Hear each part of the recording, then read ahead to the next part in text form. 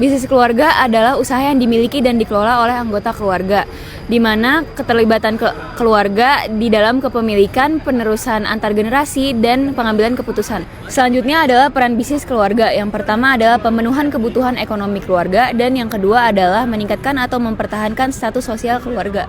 Selanjutnya kami akan menjelaskan contoh bisnis berdasarkan skala. Yang pertama adalah bisnis skala kecil, yaitu mie kopior Pak Duwur yang didirikan oleh Pak Duwur itu sendiri dan sekarang sudah diteruskan kepada anak-anaknya. Ini bisa dikatakan bisnis skala kecil karena modalnya sangat kecil, operasionalnya sangat sederhana, dan dijalankan full oleh anggota keluarga.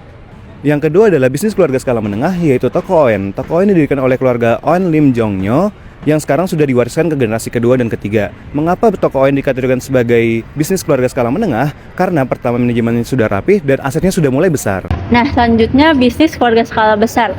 Untuk skala besar dibandingkan dengan skala kecil dan sedang, mereka biasanya sudah dalam bentuk perusahaan sehingga mereka sudah memiliki struktur organisasi yang lebih profesional. Contohnya direktur dan komisaris.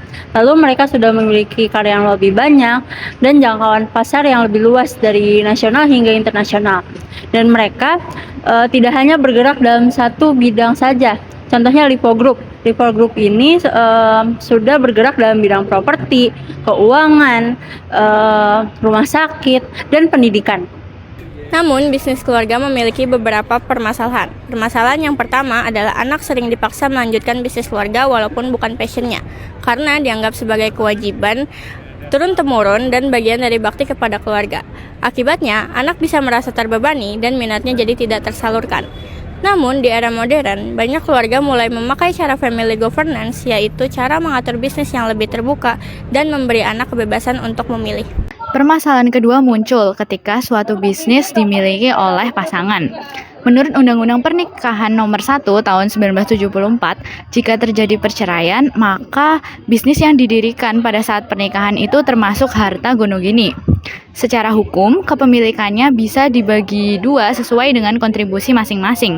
Namun realitanya, bisnis biasanya itu dibagi rata, dikelola terpisah, ataupun dijual dan hasilnya dibagi berdasarkan kesepakatan. Selanjutnya ada permasalahan bisnis yang ketiga yang dimana membahas tentang pengaturan bisnis dalam keluarga yang menjalankan poligami. Poligami sendiri diatur dalam Undang-Undang Nomor 1 Tahun 1974 dan hak kompilasi keluarga sebagai dasar pembagian hak keluarga. Biasanya bisnis tetap tercatat atas nama suami. Namun permasalahan muncul ketika pembagian warisan karena semua istri dan semua anak memiliki hak sesuai hukum. Untuk mengatasi masalah tersebut, biasanya keluarga mengatur bisnis sebagai perseroan terbatas agar pembagian saham dan kepemilikannya lebih jelas. Bisnis lainnya adalah koperasi, yaitu badan usaha yang menerapkan asas kekeluargaan untuk tujuan memakmurkan seluruh anggotanya. Bentuk kekeluargaannya itu dari keanggotaan yang bersifat sukarela, keputusan yang diambil secara musyawarah, dan pembagian SAU yang berdasarkan kontribusi anggota. Nah, kontribusinya dalam aktivitas ekonomi bukan sekadar modal saja. Contohnya semakin banyak anggota yang belanja atau meminjam atau menirukan barangnya untuk dijual di koperasi, maka akan semakin banyak SAU yang diterimanya.